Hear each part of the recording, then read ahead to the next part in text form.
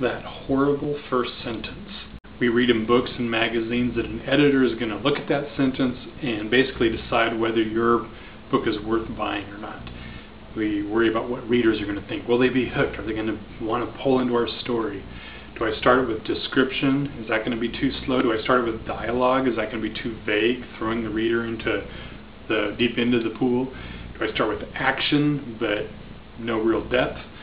These are all questions we wrestle with when we begin a story. There's two things to consider in this whole thing of the first sentence. First, you are a writer, so you have to view it as a marathon. The reader is going to view it as a 100-meter dash.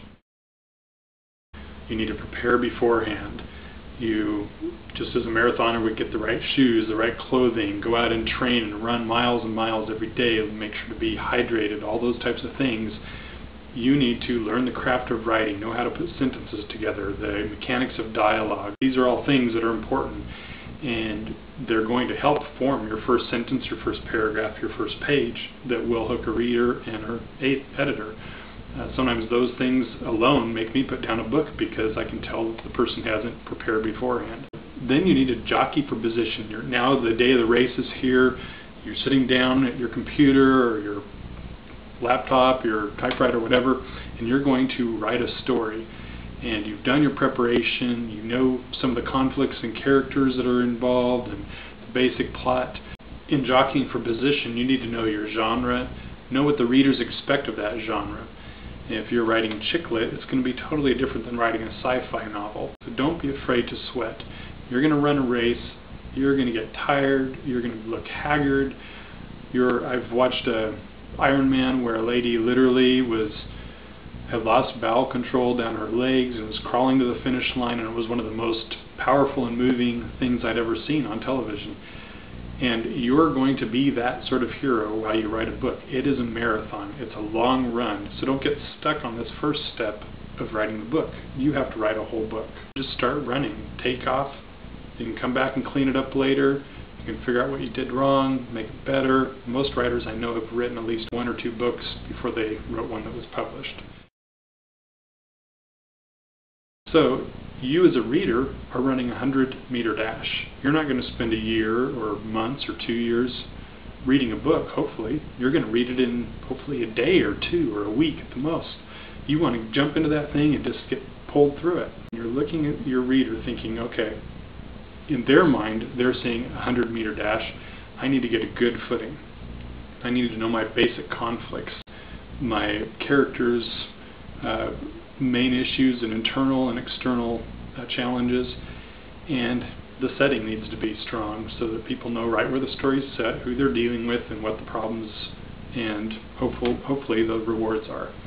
So those are things to set early on. You don't need to tell all that in the first page or 2, but you want to start tantalizing me as a reader and others.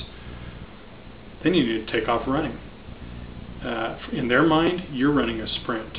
Of course, you know that this has been condensed because you've been running a marathon in the book, but they're going to see it as a sprint. It's going to be right in the middle of the action or the middle of a conflict.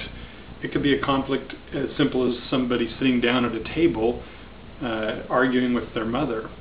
But why not make it they're in a car arguing with their mother and they start realizing somebody's following them and they're starting to wonder about that. So it's raising the tension already and raising questions the reader wants answered. You want to give them the answer fairly soon. You don't want to make them think they can't trust you. Let them know they can trust you and give them that answer. But as soon as you give them the answer, give them another question. To Kill a Mockingbird was one of the first books I read that seemed to have no action, but I could not put it down because it paced itself. It raised questions I wanted answered. It didn't have to do with action. It didn't have to do with violence and killing and gunshots and car chases, which personally just tire me now in books. I've read them so many times. Give me something new, something to care about in the character, and a new way to show me that conflict. And then you need to end your dash with the final kick.